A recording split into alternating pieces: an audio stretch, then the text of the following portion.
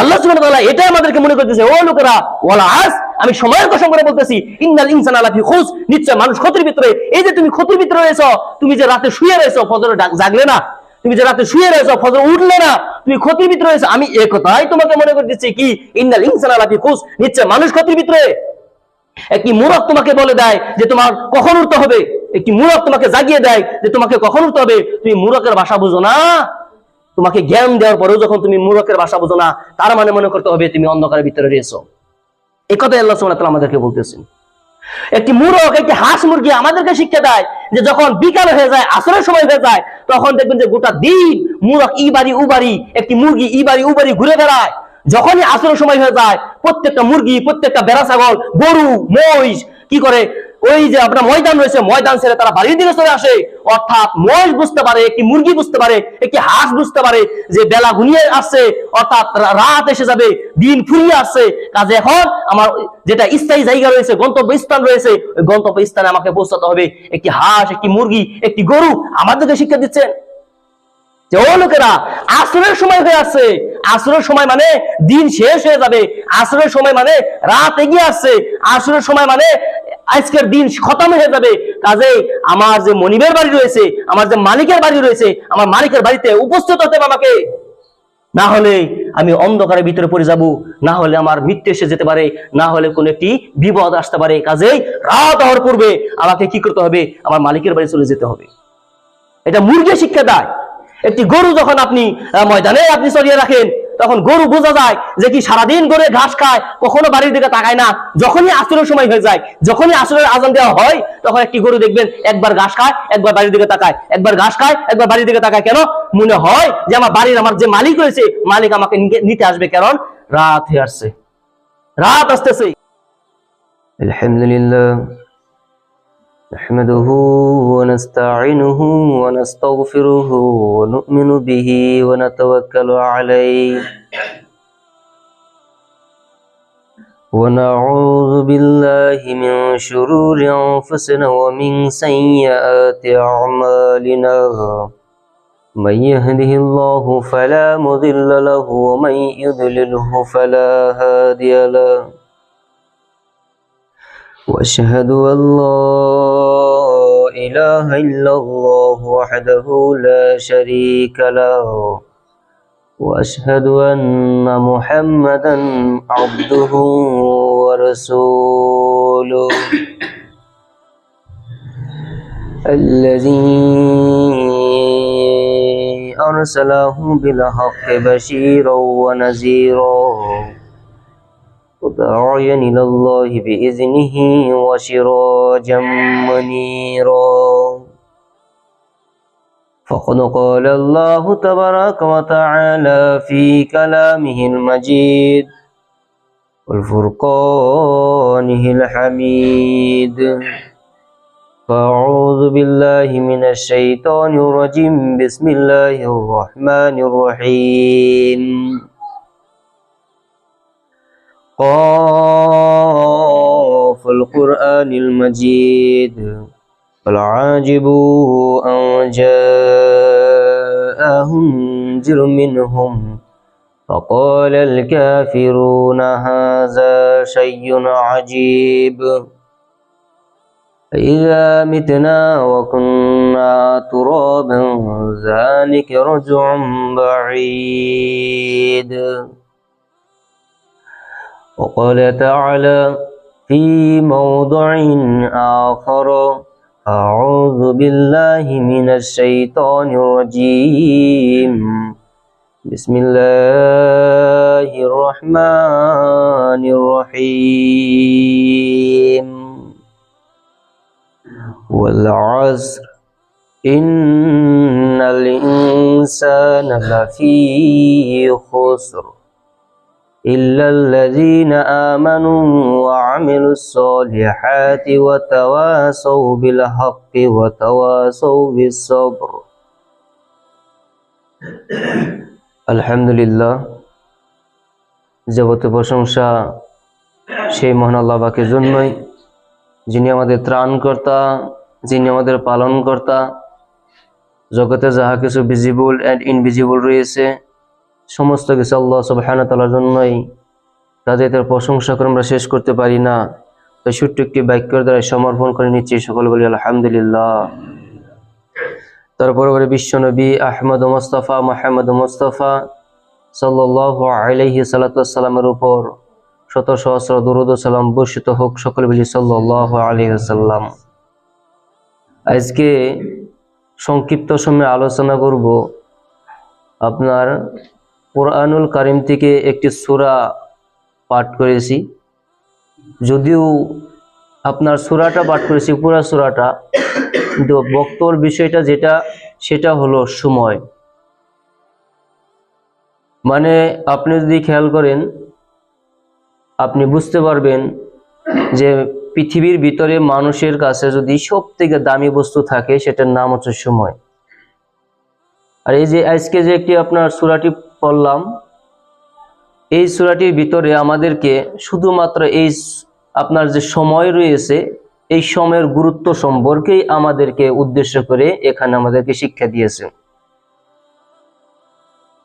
মানুষ যখন নিজের ভালো মন্দ বোঝার ক্ষেত্রে গাফেল হয়ে যায়, বা যেটা ভালো ভালোকে ভালো বোঝে না, যেটা খারাপ খারাপকে খারাপ হিসেবে বুঝতে পারে না, তখন মনে করতে হবে আল্লাহ সুবহানাহু ওয়া তাআলা তাকে মোহর মেরে দিয়েছেন। অর্থাৎ আপনি মনে করতেছেন যে আমি যেটা ভালো ভাবতেছি এটাই ভালো, অথবা হতে পারে যে না আমি ভালোকে ভালোই বুঝি খারাপকে খারাপই বুঝি, কিন্তু আমি ভালো করতে পারতেছি না বা ভালো কাম করার আমার সময় নেই, এই জন্য আমি খারাপ করতেছি। কিছু কিছু মানুষ আছে দেখবেন যে যারা নেশাদার দ্রব্য পান করে, তারা এটা কোনোদিন এটা বলে পান করে না যে এটা হালাল, তারা পান করে এই জন্যই যে এটা হারাম বস্তু, তবে নেশা হয়ে গেছে ছাড়তে পারি না এই জন্য খাচ্ছি। তো এই যে একটি কথা।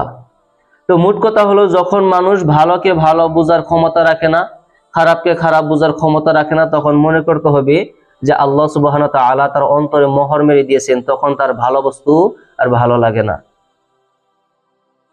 যখন আপনি দেখবেন যে লোকেরা সত্যকে সত্য হিসেবে বুঝেও সেটা পালন করতে পারতেছে না, আপনার যেটা আপনার বলতে গেলে যে এরকম যে অন্ধকারকে অন্ধকার দেখেও মানুষ অন্ধকারে ঝাঁপিয়ে পড়তেছে, তখন মনে করতে হবে তার যে একটি অন্তর রয়েছে, এই অন্তরে কাজ করা ছেড়ে দিয়েছে, অন্তরে কাজ করে না।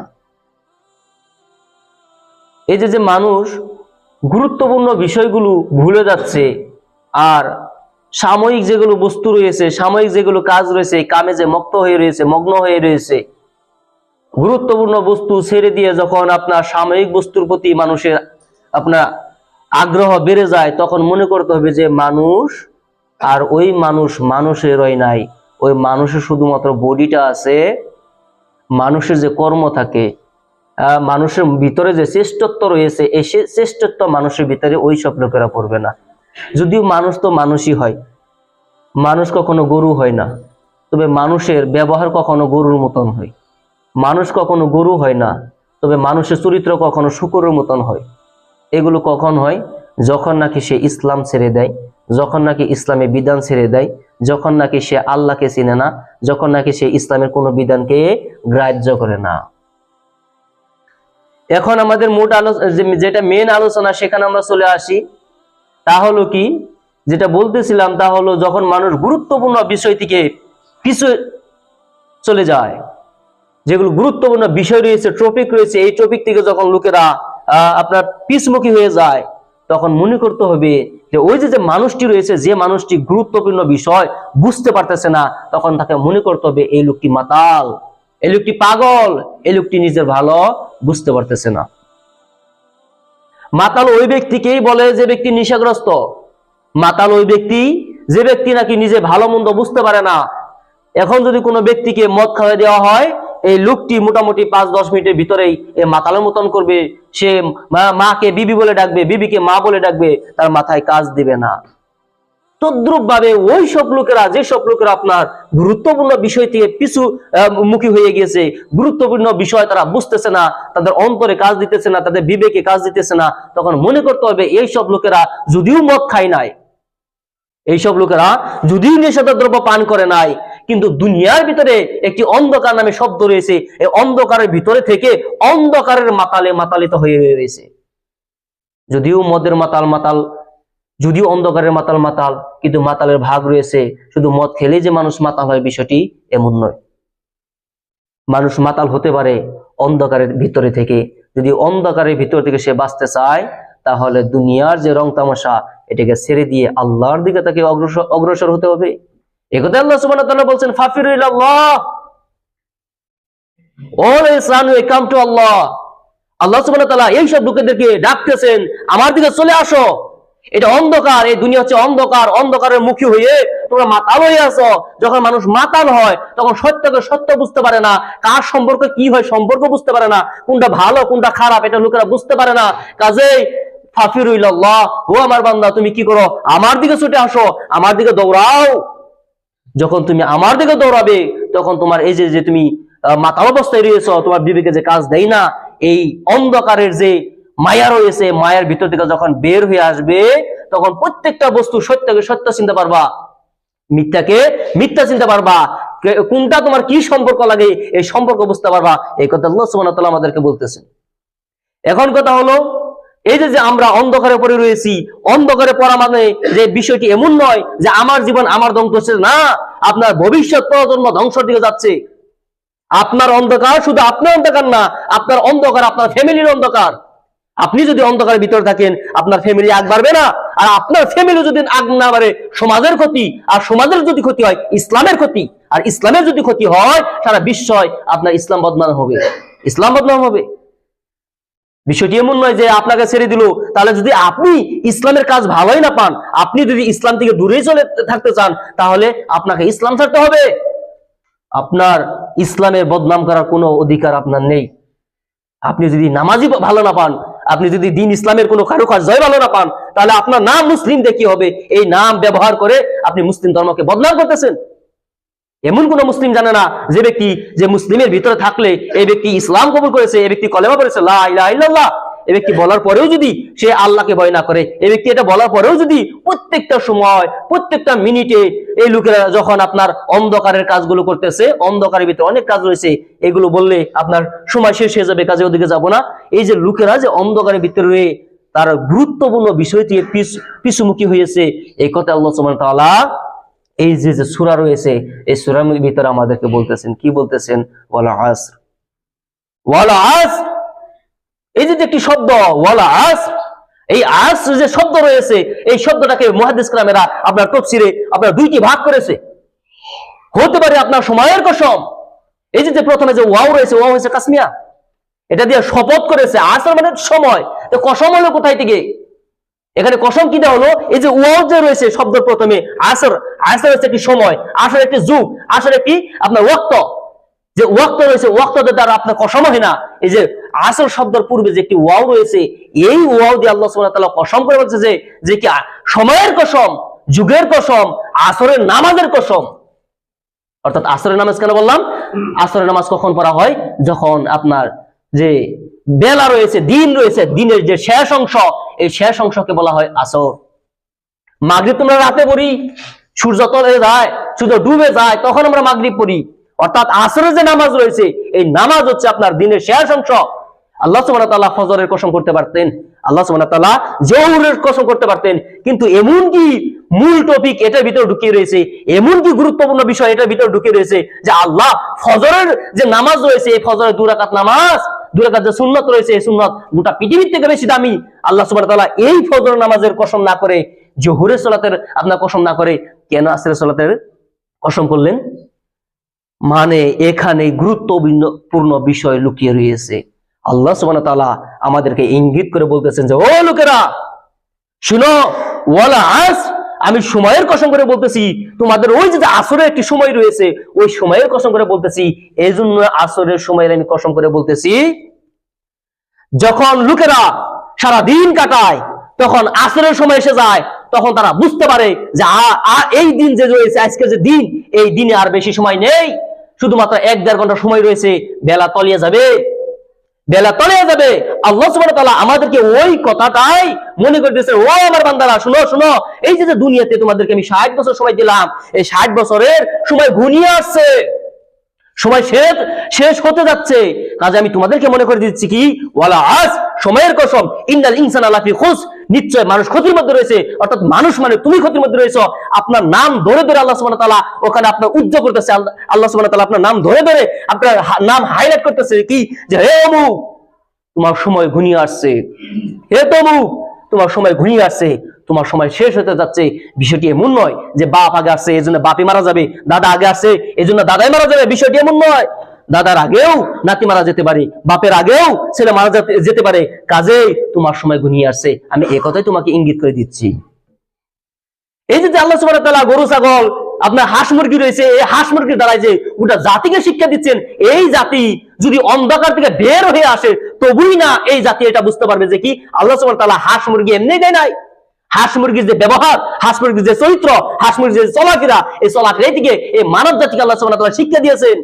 যদি এই জাতি অন্ধকার থেকে ফিরে আসে, তা না হলে এই জাতি আপনার গুরুত্বপূর্ণ বিষয় বুঝতে পারবে। যদি এই জাতি অন্ধকারে ঢুকিয়ে থাকে, এই জাতি যদি অন্ধকারের ভিতরে লুকিয়ে থাকে, তাহলে এই জাতি কখনো সত্যকে সত্য বুঝতে পারবে না, এই জাতি কখনো আপনার ভালোকে ভালো বুঝতে পারবে না। আল্লাহ সুবহানাহু ওয়া তাআলা এই হাঁস মুরগির যে ব্যবহার, হাঁস মুরগির যে চরিত্র, এই চরিত্র দিয়ে আমাদেরকে শিক্ষা দিচ্ছেন, হে লোকেরা শোনো, তোমার পূর্বে হাঁস মুরগি জাগে সকাল, অর্থাৎ সকালে তোমাকে উঠতে হবে। একটি পশু থেকে তোমরা শিক্ষা নিতে পারো না যে কখন ঘুম থেকে উঠতে হয়।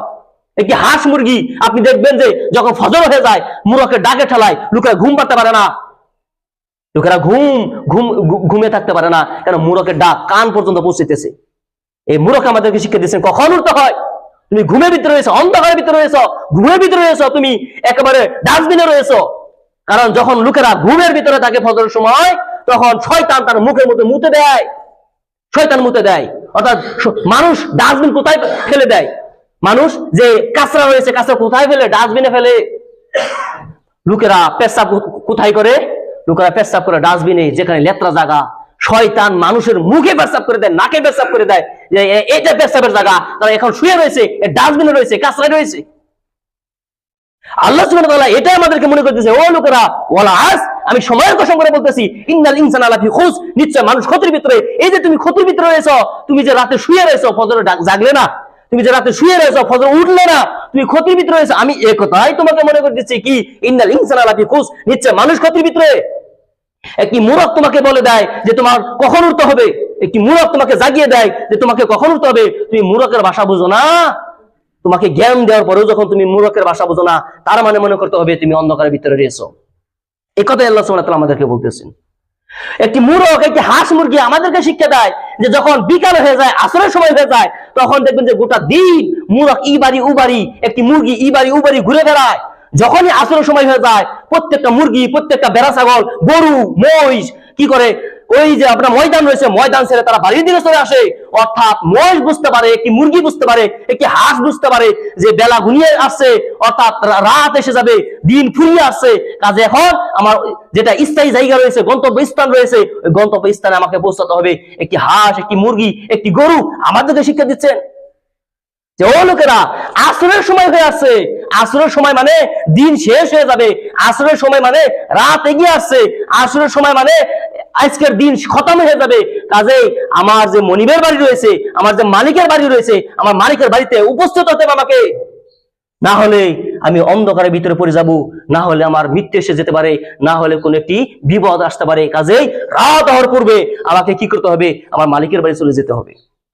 এটা মুরগি শিক্ষা দেয়। একটি গরু যখন আপনি ময়দানে আপনি চড়িয়ে রাখেন, তখন গরু বোঝা যায় যে কি সারাদিন গরু ঘাস খায়, কখনো বাড়ির দিকে তাকায় না। যখনই আসরের সময় হয়ে যায়, যখনই আসরের আজান দেওয়া হয়, তখন একটি গরু দেখবেন একবার ঘাস খায়, একবার বাড়ির দিকে তাকায়, একবার ঘাস খায়, একবার বাড়ির দিকে তাকায়। কেন?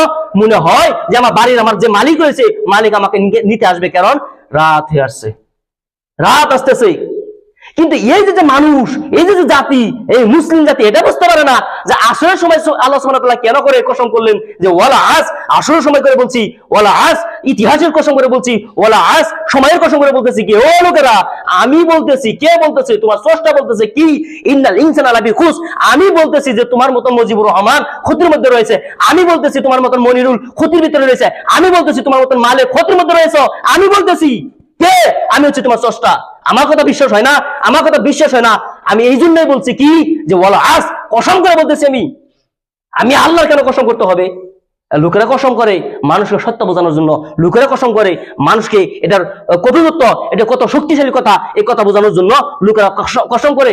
আমি আল্লাহ কসম করতেছি, যেহেতু তোমরা ওই ভাষা বুঝো যে কসম করলে মনে হয় এটা একটা কঠিন সত্য কথা, এই জন্য আমি বলতেছি আমি আল্লাহ কসম করার কোনো প্রয়োজন নাই। তবু যেহেতু তোমরা ওই ভাষাই বুঝো, এই জন্য আমি কসম করে বলতেছি কি যে বলো আজ সময়ের কসম করে বলতেছি যে তুমি ক্ষতির ভিতরে। কি ক্ষতির ভিতরে আল্লাহ? তুমি ফজরের সময় ওঠো না, তার মানে একটি মুরগ থেকে তুমি শিক্ষা নিতে পারো না, তুমি ক্ষতির ভিতরে। আল্লাহ, আমি কি ক্ষতির ভিতরে? যখন আসরের সময় হয়ে যায় তোমাকে মসজিদে পাওয়া যায় না, তুমি ক্ষতির ভিতরে। আল্লাহ, আমি কি ক্ষতির ভিতরে? তোমরা আল্লাহর ইবাদত ছেড়ে দিয়ে, তোমরা আল্লাহর বিধান ছেড়ে দিয়ে যখন তোমরা গান বাজনার মুক্তার ভিতরে ঢুকে গিয়েছো, আমি আল্লাহ বলতেছি ওয়ালা আস সময়ের কসম তুমি ক্ষতির ভিতরে। আমার ভাষা তোমরা বুঝতেছো না, আমার ভাষা বুঝতেছো না। আমি আসরের সময় দিয়ে আমি তোমাদেরকে বোঝাতে চাচ্ছি যে ধরে নেওয়া আসরের একটি সময় গোটা দিন হচ্ছে আপনার বয়স, আপনার হায়াত। যদি আপনার আসরের সময় পর্যন্ত আপনি পৌঁছে গেছেন, আল্লাহ সুবহানাহু ওয়া তাআলা আপনাকে এইটাই ইঙ্গিত করে বলতেছেন, হে আমার বান্দা, দিন শেষ হচ্ছে মানে তোমার হায়াত শেষ হচ্ছে, দিন শেষ হচ্ছে মানে তোমার মৃত্যু এগিয়ে আসছে। আমি আল্লাহ সুবহানাহু ওয়া তাআলা বলতেছি, আজকে যদি তোমার 40 বছর হয়, তুমি বেশি দিন দুনিয়াতে থাকতে পারবে না। আমি এই কথাই তোমাকে ইঙ্গিত করে বোঝাচ্ছি। আল্লাহ সুবহানাহু ওয়া তাআলা আমাদেরকে এটাই বোঝাচ্ছেন যে হে আমার মুসলিম বিশ্বের যে লোকেরা রয়েছে, এই যারা মানব জাতি রয়েছে, তোমাদেরকে আমি বলছি, যেহেতু এখানে আল্লাহ সুবহানাহু ওয়া তাআলা নাজ ব্যবহার করেছেন, ইন্নাল ইনসানা লাফি খুসর, ইনসান, আপনার ইনসান মানে মানুষ বোঝানো হয়। আর এই মানুষ মুসলিম হতে পারে, খ্রিস্টান হতে পারে, বৌদ্ধ হতে পারে, পৃথিবীর যত মানুষ রয়েছে, মানুষ রূপী যে আকৃতি নিয়ে পৃথিবীতে জন্মগ্রহণ করেছে, প্রত্যেকটা মানুষকেই আল্লাহ সুবহানাহু ওয়া তাআলা ইঙ্গিত করে বলছেন, ও লোকেরা, হে মানুষ, তোমরা শোনো, আমি প্রত্যেকেই বলতেছি, তোমরা সবাই তোমরা ক্ষতির ভিতরে রয়েছো। কাজেই তোমরা কি কি ক্ষতির ভিতরে রয়েছো? এই যে আমি বলতেছি এটার ভিতরে রয়েছো, এই যে বলতেছি এটার ভিতরে রয়েছো, এই যে বলতেছি এটার ভিতরে রয়েছো। কাজে এই ক্ষতি থেকে তোমরা ফিরে আমার দিকে চলে আসো, আমার দিকে চলে আসো। এই কথা আল্লাহ সুবহানাহু ওয়া তাআলা আমাদেরকে বলতেছেন, এই কথা আল্লাহ সুবহানাহু ওয়া তাআলা আমাদেরকে বোঝাচ্ছে। এই যে আপনার ঘড়িটা রয়েছে না, এই ঘড়ি প্রত্যেক দিন আপনাকে ডেকে ডেকে বলতেছে। যদি আপনার ছেলের নাম আব্দুর রহমান হয়, তা আপনাকে এভাবে ডেকে ডেকে বলতেছেন, হে আব্দুর রহমান, আজকের দিন তোমার চলে গেল, অর্থাৎ আজকের দিনে হায়াত চলে গেল। আপনার নাম যদি মালিক হয়, আপনাকে ডেকে ডেকে বলছে, হে মালিক, আজকের দিন শেষ হয়ে গেল, তোর জীবনে এই দিনটা ছিল, তোর হায়াতের ভিতরে এই দিনটা ছিল, এই দিনটা আজকে খতম হয়ে গেল, তুই কি বুঝতেছিস না? এই জন্য আমি বলতেছি যে তুমি বুঝতেছো না, এই জন্য আমি তোমাকে বলতেছি যে ইন্নাল ইনসানা লাফি খুসর, তুমি ক্ষতির ভিতরে রয়েছো, তুমি ক্ষতির ভিতরে রয়েছো, তুমি বুঝতেছো না কেন? প্রত্যেকটা মুসলিমকে আল্লাহ সুবহানাহু ওয়া তাআলা ডেকে ডেকে বলছে, হে মুসলিম, তোরা ফজর শুয়ে থাকস, তোরা ফজর উঠোস না কেন? আমি বলতেছি ইন্নাল ইনসানা লাফি খুসর, তুমি ক্ষতির ভিতরে রয়েছো। আল্লাহ সুবহানাহু ওয়া তাআলা প্রত্যেকটা মানুষকে একজন একজন করে ডেকে ডেকে বলতেছে, তুমি ক্ষতির ভিতরে রয়েছো। যখন দেখা যায় যে ফজর সময় লোকেরা উঠে না, আল্লাহ বলে, বান্দা, তুমি যদি আমার দিকে হেঁটে আসো, আমি দৌড়িয়ে যাই। তার মানে আল্লাহ সুবহানাহু ওয়া তাআলা সপ্তম আকাশ থেকে নেমে আস্তে আস্তে আস্তে প্রথম আকাশে এসে আল্লাহ ডাকে, হে আব্দুর রহমান, উঠ, তোর কি চাওয়া দরকার আছে আমার কাছে চা, আমি তোকে মনোবাঞ্ছা পূরণ করে দিব। কেমন পাপ করেছ যে পাপের কথা মনে করে চোখের পানি বের করতেছ? আমার কাছে একবার চাই দে, আমি সব পাপ মাফ করে দিব। আল্লাহ সুবহানাহু ওয়া তাআলা এই মাফ করার জন্য সপ্তম আকাশ থেকে নেমে এসে প্রথম আকাশে আসে। Can you imagine? আপনি কখনো চিন্তা করে দেখেছেন এই কথাগুলো? আল্লাহ নেমে আসে আপনার জন্য, আর আপনি বিছনা থেকে উঠে মসজিদ যেতে পারেন না। এই জন্য আল্লাহ সুবহানাহু ওয়া তাআলা বলছেন, তুমি ক্ষতির ভিতরে। তুমি কি ভাষা বুঝতে পারো না? তুমি ক্ষতির ভিতরে রয়েছো। এখন তোমার ক্ষতি যদি তুমি না বুঝতে পারো, তোমার ভালো মন্দ যদি তুমি না বুঝতে পারো, তাহলে মনে করতে হবে তুমি মাতাল। আর কোন মাতাল? মদ খেয়ে মাতাল নয়, নিষিদ্ধ দ্রব্য পান করে আপনার মাতাল নয়। এই মাতাল হচ্ছে অন্ধকার যে দুনিয়া রয়েছে, এই দুনিয়া হচ্ছে অমালাহাতুদ দুনিয়া ইল্লা মাতাউল গুরুর। দুনিয়া হচ্ছে ধোঁকার জায়গা। এই ধোঁকার জায়গায় যে লোকেরা রয়েছে, এই ধোঁকার বস্তু খেয়ে, এই ধোঁকার বস্তু দেখে এরা মাতাল হয়ে গেছে। এরা ভালো বস্তুকে ভালো বুঝতে পারতেছে না। এই জন্য আল্লাহ সুবহানাহু ওয়া তাআলা বলছেন যে কি, এগুলো বস্তু যদি তুমি না বুঝতে পারো, তাহলে তুমি হচ্ছে মাতাল।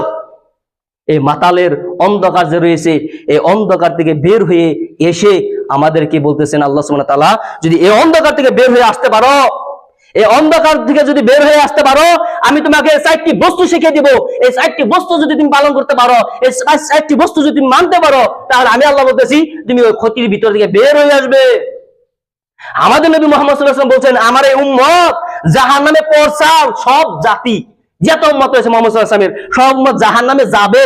এমন সময় আল্লাহ সুবহানাহু ওয়া তাআলা কোরআন দিয়ে আল্লাহ নবীকে পাঠালেন, ওই যে জাহান্নামে যে পড়বে, ওই পড়া থেকে এই জাতিকে আল্লাহ সুবহানাহু ওয়া তাআলা বাঁচিয়েছেন।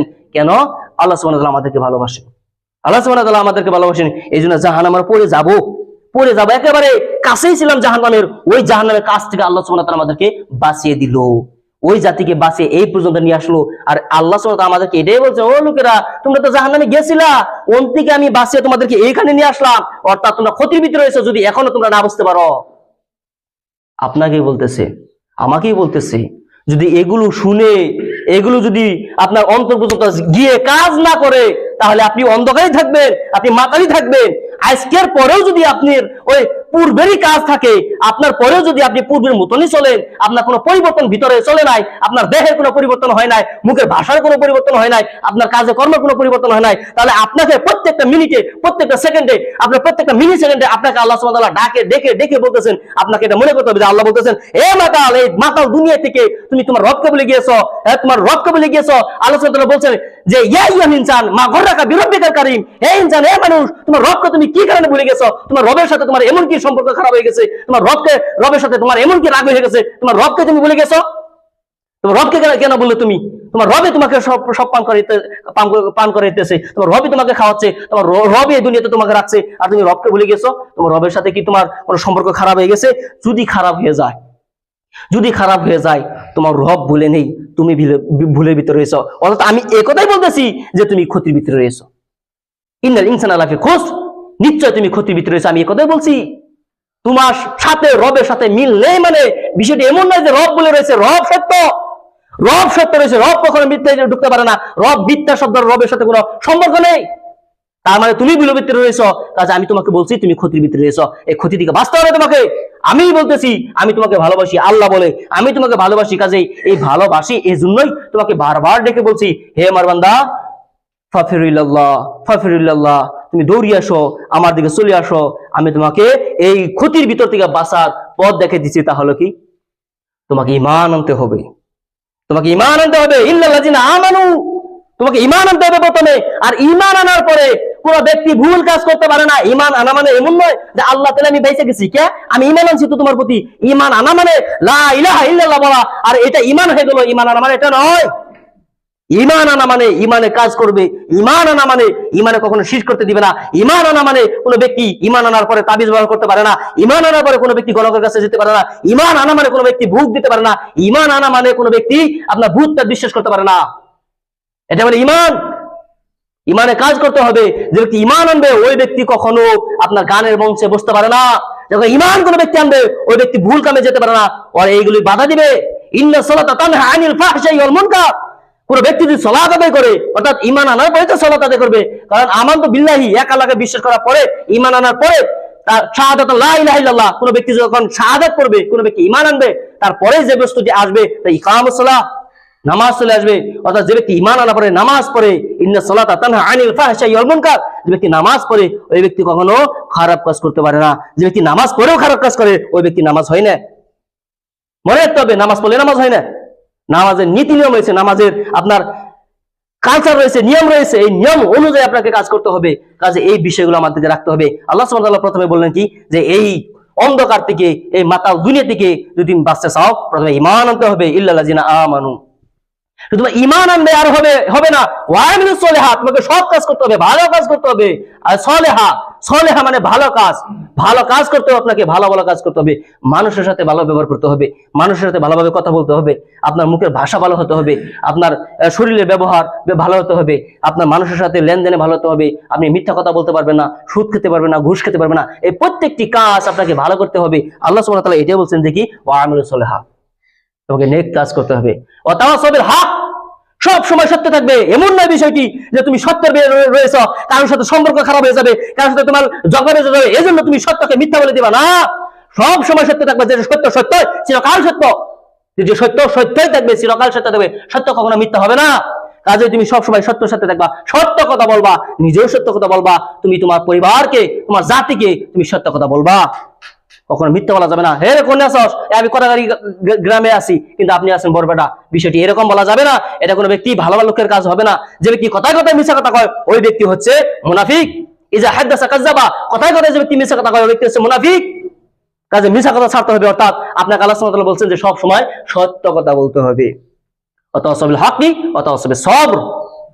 বান্দা সর্বশেষ আমি তোমাকে সবর বলছি, এই জন্য শেষে আমি সবর কেন বললাম এটাও আমার মাথায় একটি বস্তু আসে সব সময়। তাহলে কি আপনি দেখবেন যে এই সবর শব্দের শেষে রয়েছে দুনিয়াতে যাই করেন একটু সময় আপনার দুঃখের পথ আপনার পাড়ি দিতেই হবে। এই দুনিয়াতে নবী মুহাম্মদ রাসূলুল্লাহ সাল্লাল্লাহু আলাইহি ওয়াসাল্লাম যদি এই দুনিয়াতে দুঃখের পথ পাড়ি দিয়েছে, নবী নূহ যদি এই দুনিয়াতে দুঃখের পথ পাড়ি দিয়েছে, প্রত্যেকটা নবী যদি দুঃখের পথ পাড়ি দিয়েছে, পৃথিবীতে এমন কোনো মানুষ নেই যে ব্যক্তি দুঃখের পথ পাড়ি না দিয়ে মৃত্যুবরণ করতে পারবে। প্রত্যেককেই আপনার দুঃখের পথ পাড়ি দিয়ে মৃত্যুবরণ করতে হবে। একজন লোক 20 তলা বিল্ডিং এ থাকে, আপনি মনে করছেন এই ব্যক্তি সুখী রয়েছে, না। পৃথিবীতে এমন কোন মানুষ জন্ম নেই যে ব্যক্তি এই পৃথিবীতে দুঃখের মুখ না দেখে মৃত্যুবরণ করবে। আপনি মনে মনে ধারণা করতেছেন যে অমুক লোক অমুক খায়, তমুক খায়, অমুকে থাকে, ও সুখী রয়েছে। আপনাকে একটি নিয়ম শিখিয়ে দিতে হলো, কি শোনেন? যে ব্যক্তির অধিক টাকা ওই ব্যক্তি ফল কিনতে পারে কিন্তু খেতে পারে না, ডাক্তারে মানা করেছে। যে ব্যক্তির টাকা কম, টাকা নেই, এই ব্যক্তি ফল কিনার অভাবে খেতে পারে না, অর্থাৎ কেউ খেতে পারে না বস্তুগুলো। আপনার টাকা কম, আপনি কিনে খেতে পারেন না, মানে আপনার পেটে ঢুকে না।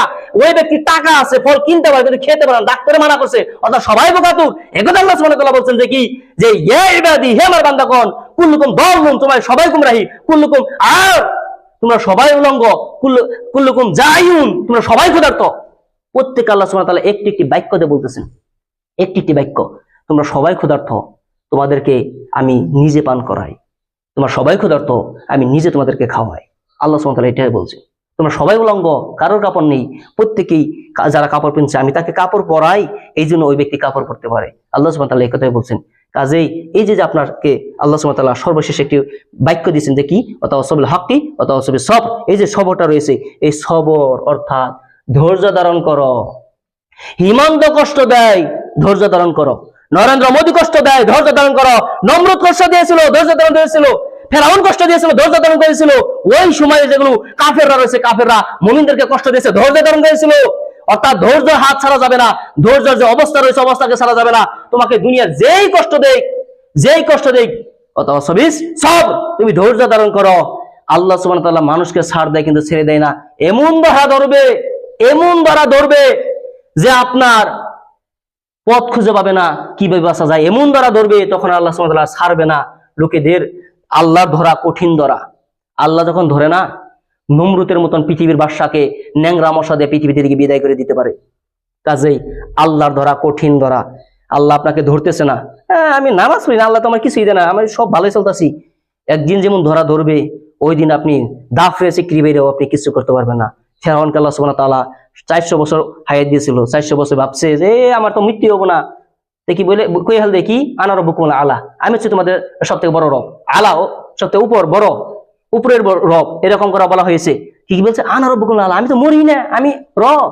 কে বলছে? ফেরাউন। এই ফেরাউনকে আল্লাহ সুবহানাহু ওয়া তাআলা সুবিয়ে যখন মারলো, তখন বলছে আনা মিনাল মুসলিমিন, আমি মুসলিম হয়ে গেছি। আল্লাহ তাকে ছাড় দেন নাই। কাজে আপনি যে নামাজ পড়েন না, আপনি ইসলামের কাজ করেন না, আপনার ছেলে যে কোথায় কিভাবে ঘুরতেছে, আপনি যে কিচ্ছু বলতেছেন না, এই প্রত্যেকটা হিসাব আপনাকে দিতে হবে আল্লাহ সুবহানাহু ওয়া তাআলার সামনে। কাজে নিজেকে পরিবর্তন করুন। এমন বিষয়টি নিয়ে যে শুক্রবারের বক্তব্য শুনলাম, আজকে হয়েছে গেলাম না, এরকম না। পরিবর্তন হতে হবে। পরিবর্তন যদি না হন, তাহলে ওই যে আল্লাহর একটি শব্দ বারবার আপনার কান পর্যন্ত পৌঁছতে হবে। তাহলে কি? আল্লাহ আপনাকে বারবার ডাকে, হে মাতাল দুনিয়াতে রয়েছস, ভালো হয়ে যা। মাতাল হলে আল্লাহর ইবাদত ভালো লাগবে না। মাতাল হলে ভালো মন্দ বুঝতে পারবে না। মাতাল হলে তুমি এই ভালোকে ভালো বলতে পারবে না, খারাপকে খারাপ বলতে পারবে না। কাজেই ভালোর দিকে চলে আসো। ফাফিরুল্লাহ, আমার দিকে চলে আসো। আমার পথই হচ্ছে সত্যর পথ। ইন্না দীনা ইনদাল্লাহিল ইসলাম, আল্লাহর কাছে মনোনীত যেটা ধর্ম তা আছে ইসলাম। কাজে আল্লাহর কাছে দোয়া করি প্রত্যেকটা মানুষকে 5 ওয়াক্ত সালাত আদায় করার জন্য তৌফিক দান করুন। আমিন।